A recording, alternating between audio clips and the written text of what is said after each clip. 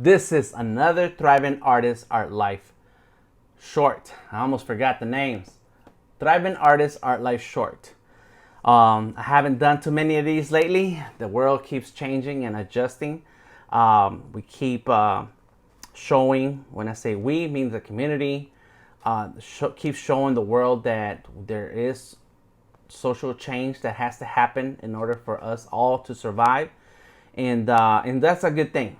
So I saw a tweet that said, hope we don't go, people not expecting to go back to normal because normal was not good anyways. I'm paraphrasing. But the point is that we have to see social change. We have to see our community change, and we have to see political change. And so I'm all for it, and I'm thankful for the chance to live through these moments and see it happen in my lifetime. That's why I haven't had time to really sit down and talk to artists in a while, because there's so many things going on in the world. But it's time that we do continue this conversation for the Thriving Artist Art Life. It is June 7th of 2020, starting out 2020, and that means that we have to start taking those steps.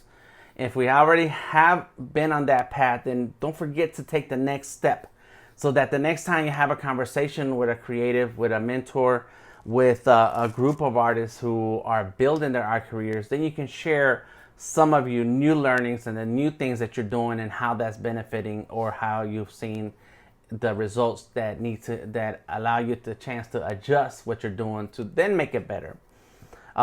What the world's going to keep changing, things are going to keep happening, and we have chosen a very rough and tough, very insecure, that's not the word, but as an industry, we've chosen a job in the industry without a safety net. That's what it is. And there aren't any unions, and they've been trying. There aren't any organizations that are there to help you live your life as a creative artist 100% of the time. There's great organizations doing it. I'm not saying there's none. There's none. I'm not saying that. I'm just saying that it's very difficult. It's very hard. And when society changes, when there are financial changes, it makes it extra difficult to then continue that lifestyle that you want to have as a creative artist. To me, that's the definition of success. Having having the lifestyle that you want to have, that is paid for by your talent and your creativity. That's it. That is what I want in my life. And for the last 10 years, I've been making a very, very, very focused steps to get here. Very focused steps to manage my creative life, so that it helps build a financial support for my family, for my lifestyle, for everything that I do. So today's message, I'm sorry I got around a whole lot of talking before getting to the point. So today's message is really about what is that one thing that you need to do to be able to create a successful art career, right? What is that one thing that will help your art career succeed? And so for the first 10 years, I floundered a lot. I made a lot of mistakes. I took a lot of chances. And I finally started to figure things out. Of course, it helped to have the right support team around you. It helped to have a backup for some of these chances. I could always go back to work. I took on many jobs.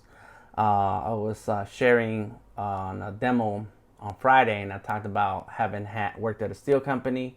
I had a different job, another job separate from that steel company, where I was a forklift driver, and I had a real forklift driver license.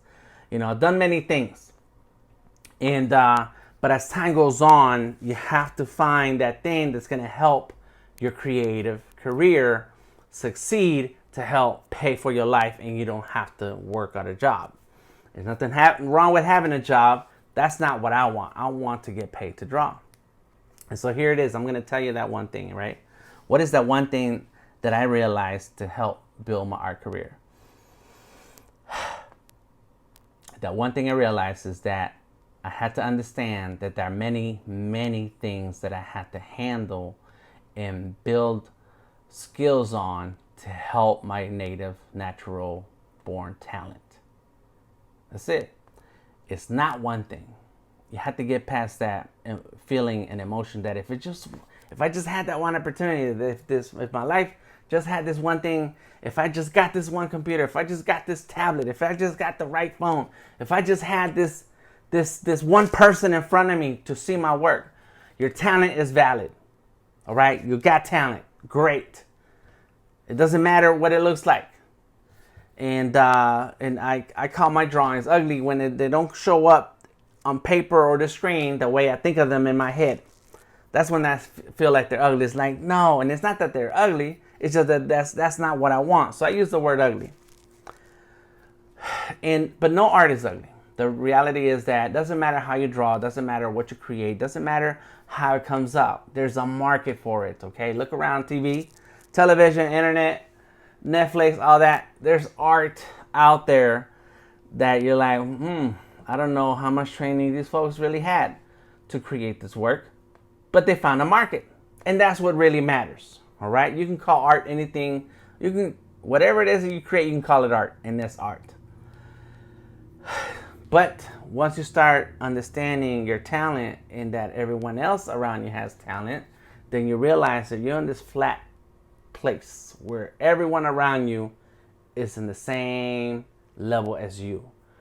Growing up, you may have the benefit of being the only one in your family who can draw. Maybe you're the only one in class who can draw, or in your school who's really good at drawing. Eventually, you get to a point in your life where everybody can draw. You're no longer special.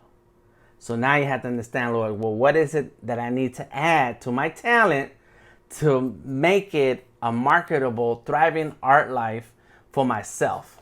And I released a graphic the other day, and I haven't had a chance to talk about it because there's so many things in society right now to talk about.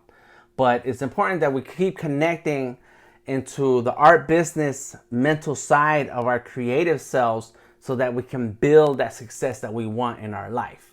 We have to. So the graphic is called Skills versus Talent. And we have to understand the definition of each. And I'm sure there's like a real book definition. I'm going off of my experience definitions. So maybe I go back and I edit. In any case, the skills, the talent is what you're born with. That's it. Or your natural thing that comes out of you as you grow. Right? So most children, most people, most artists, most creative folks, most anybody who's walking around right now as an adult can remember being 3 years old doing that thing. Singing, dancing. We have a daughter, she's a stylist, and she's been styling since she was 3 years old. Everybody has that 3-year-old moment. I remember drawing, and I have drawings that are dated in the times when I was 3 years old. So that's it. That's your natural talent, right? Even if it develops later. It's still a talent, something that you pick up. You pick up playing the piano, the violin, whatever, right? So things kind of develop in your life. And you're like, I'm really good at that. That's the talent.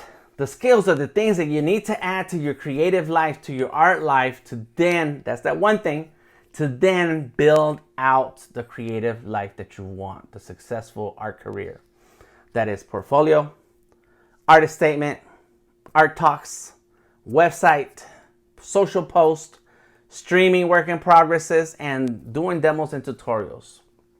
This is just a tip of the skills that you need to add to your creative, to your art career.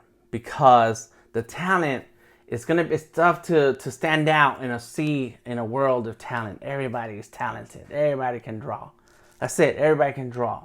But only very few people have proof of finished work. Very few creatives know how to write an artist statement and will take the time to learn to write one.